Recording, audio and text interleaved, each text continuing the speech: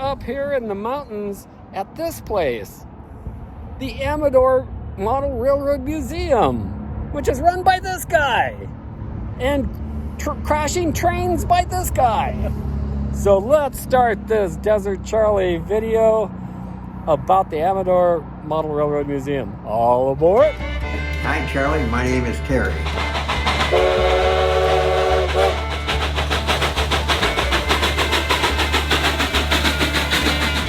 Are you dispatching? I'm dispatching. Well, it's time for another Desert Charley video, and me and the taco have ended up in the quaint town of Jackson. Oh my God, this place is really cool. So what am I doing here? I'm gonna go meet some EVE Online players that's gonna talk about model railroading, and we're gonna meet at the Amador Model Railroad Museum. But first, we're gonna get dinner first, and should be quite a weekend. Okay, this is funny because there's three of us here. We all have EVE Online in common. And then we have model railroading in common. You have computing in common. We both have computer gaming in common. And then on the model railroad, there is a fire lookout. And what Preston doesn't know, go to Wikipedia, type fire lookout on Wikipedia. And yeah, that's me as a fire lookout, and my wife as a fire lookout. So, whoa, wow. Mind blown.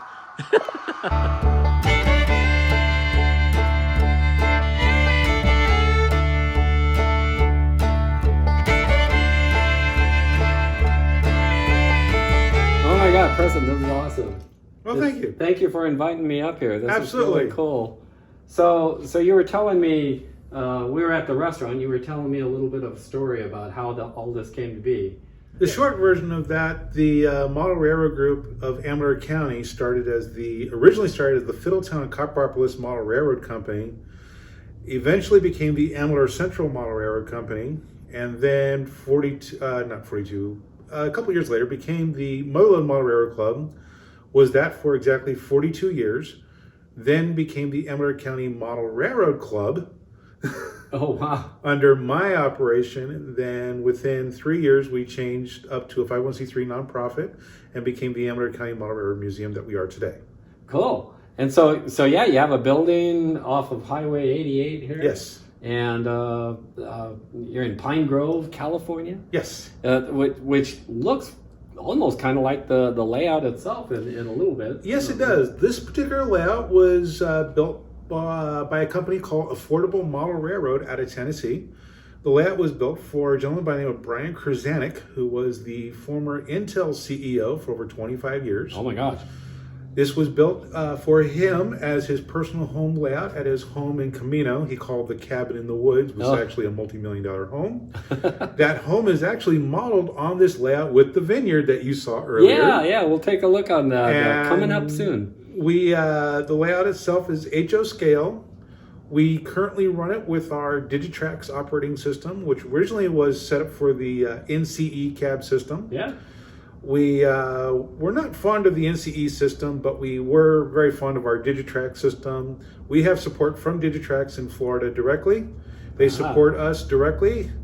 Our original Digitrax system that we have on this layout was the original Digitrax system first released. It was their, as you would say, their prototype model. Oh, okay. Before they actually became what they are today. Oh, gotcha. Okay. We have that original system here. Nice. It does not run the layout. Okay. We have it next door, but it will be running this layout sometime next year. Our current system is a more modern, up-to-date Digitrax operating system. Okay, so that's kind of an old museum piece too then. Yes, it is. All right, well, let's take a tour around the layout and look at some of the awesome details this layout affords. All aboard.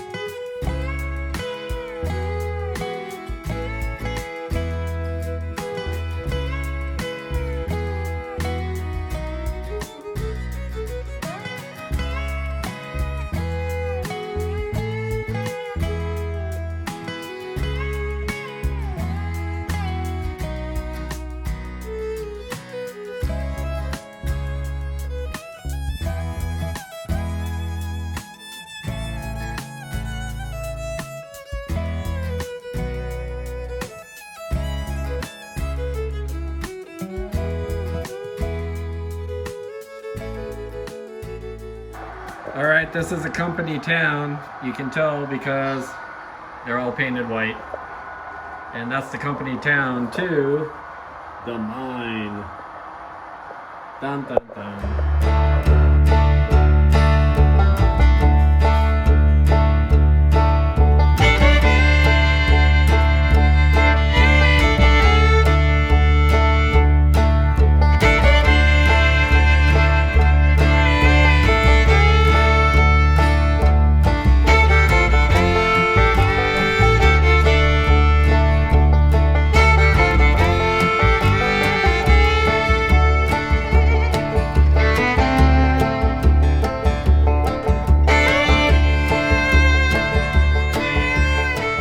Across the Sierras from Highway 88 to Highway 89, and then came down to 395 and ended up here near Bridgeport. So I'll spend the night here and then head home in the morning.